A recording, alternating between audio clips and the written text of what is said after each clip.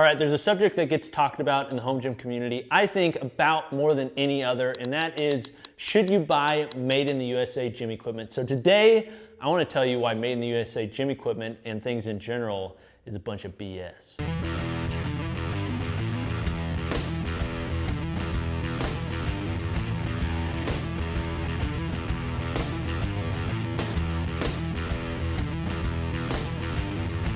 Hey guys, this is Coop from Garage Gym Reviews. Thank you for watching. And today we're going to talk about why made in America, made in USA, made in this great country with this flag behind me and these beautiful lights is a bunch of BS. Now, before you go and downvote and freak out and everything like that, I want to make it clear, this is a two-part series and I'm going to provide arguments for both sides.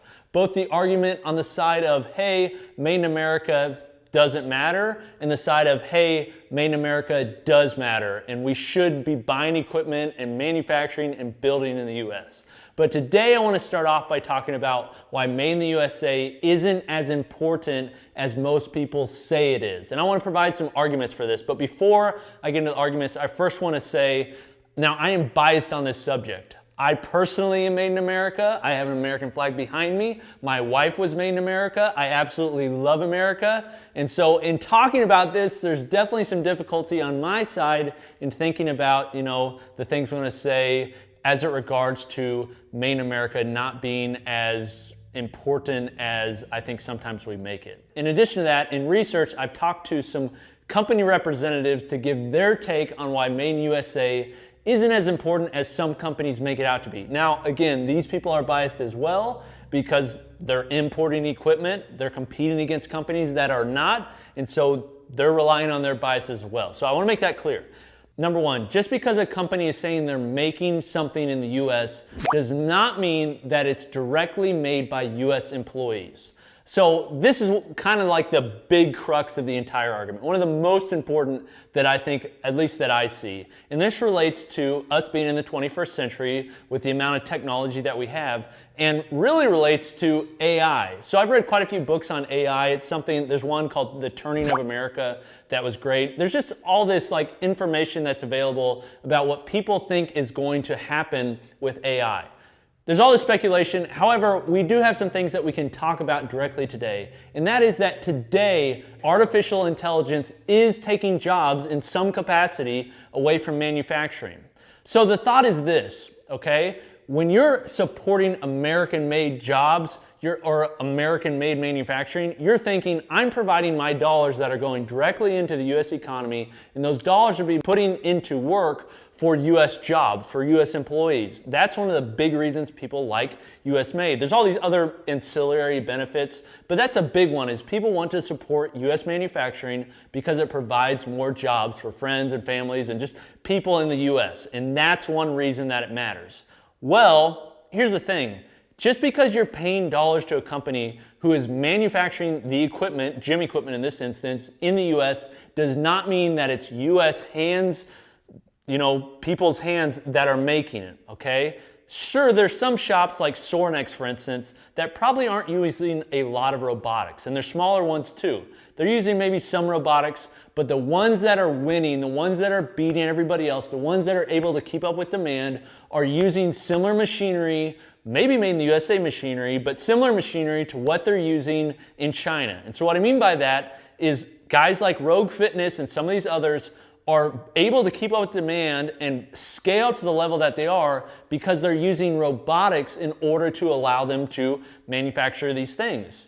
So for instance, the uprights that make up this rack behind me, those are likely not used or not put together using, a stick welder and a human who's lining it up on a guide and welding it together. Sure, there's some shops that do that, and there's probably quite a few products that, in this instance, Rogue Fitness makes that does that, but by and large, they are probably trying to outsource as much of that to robotics and machinery as possible, which means that the money that you're buying the equipment with isn't going directly, in all cases, to American jobs. Sure, Rogue Fitness is probably employing more Americans in jobs than any other equipment manufacturer in the entire world. Any other fitness equipment company in the entire world. I mean, I don't think there's much doubt in that.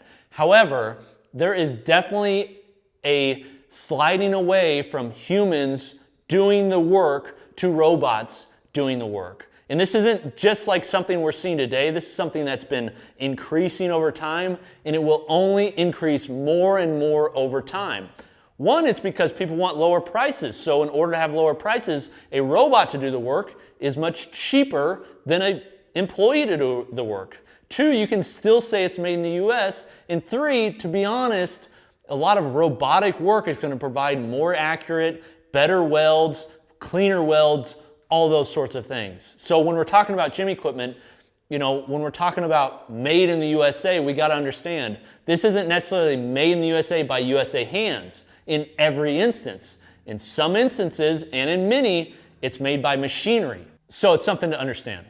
Number two, just because a product is made overseas, that does not mean that that company that is designing that product and everything like that in the US is not paying US employees. So there's one company I talked to, and they told me that they are spending about 50% of whatever they make on retail for US employees. That means 50% of the profit or whatever the gross that they're receiving, that amount is then getting put towards all the people they have in the US. So these people in the US are engineers, they're designers, they're graphic designers, they're people in their warehouses, because just because equipment is made in China, for instance, it doesn't mean it's getting directly shipped from China. It's often coming over in big shipping containers, landing at their facilities. They're then unboxing them with US hands. They're then putting them on shelves in US hands. They're then printing labels with US hands. They're then putting those labels on boxes in US hands. They're then putting them on shipping trucks by US hands. You said I had small hands. They're not small, are they? They're then going to US people that have ordered them. So just because it's made in China doesn't mean that all that money that you're spending is getting directly injected into the Chinese economy. Okay, a lot of that money is still being spent on jobs.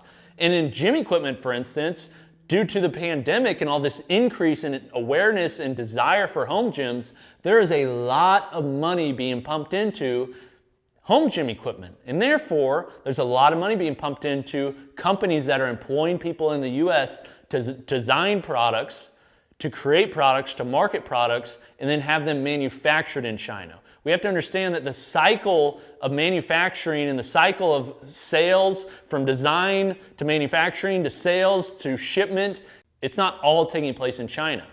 Okay, the manufacturing's in China, but then everything else for a lot of these companies, not every company, but a lot of these companies, is happening here in the US. So that means money is being spent on US jobs, although not nearly as much as they would be if they were manufacturing in the US. So number three is, just because you're supporting a business in China does not necessarily mean you're giving money directly to the Chinese government.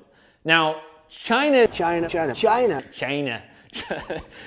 a lot different from the US, okay? It's not exactly like the US, the way their government's built. It's completely different, okay? So the government in China does have their hands in a lot more businesses than they do here in the US. But one argument that I heard from one company was that everybody freaks out about, buying China-made equipment, but the fact is, one thing they're worried about is that money just going to the Chinese government.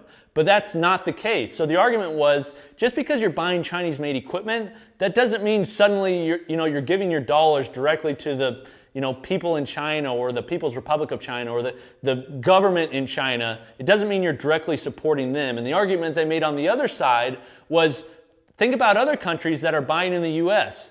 When they buy a USA-made good, are they thinking, I'm buying this and this money is going directly to support Donald Trump, or this money is going directly to support Barack Obama, or any other US president we've had? Is that a consideration that other people have? If they do, should they? And I think the argument from this company was, it shouldn't. Your money isn't going directly to the government. It's going to support a business in China, not 100%, because a lot of that's still being used in the US. So the last thing I want to point out is imported equipment is not always inferior to USA-made equipment. Okay, there's like this idea that just because a company is making something overseas, that it's suddenly a bad piece of equipment or product or something like that. USA-made equipment, in my opinion, is some of the best equipment that's out there. But that doesn't mean that there isn't anybody outside of the US making good equipment. Eleiko, for instance, made in Sweden. Yeah, it's not China, it's imported, but it's made in Sweden, it's not made here in the US, and it's damn good equipment. It's amazing equipment. You pay a lot for it. There's tons of those. Watson, UK, those are dumbbells, amazing dumbbells. Usaka, made in Japan, amazing equipment. There's all these pieces of equipment that are made elsewhere, not in the US, that are still high quality pieces of equipment. So made in the USA as being the only standard and quote unquote the gold standard for gym equipment, that's not necessarily the case. There are competing companies. Now, I love Rogue Fitness equipment. I think it's amazing equipment. I think their barbells are the best value in the world by and large, but that doesn't mean they're the only ones making equipment and the only ones you should consider. There's others. And there's those made in China that offer a considerably greater value than what you get in the US. For instance, behind the camera is a Titan lat pull down. That's $1,000 shipped to your door with a 300-pound stack. For the same level of functionality, a better quality, but similar level of functionality, you could get that for $3,000 plus another $500 shipped to your door from Rogue Fitness. So you're looking at, you could own about 3 or 4 Titan lat pull downs that have similar functionality as a Rogue lat pull down. And for a home gym owner, that value, it's hard to argue against. Okay, these are some arguments for why you should not care about made in the USA equipment. But I have some absolutely, positively, I'm telling you, these are amazing arguments. It's huge.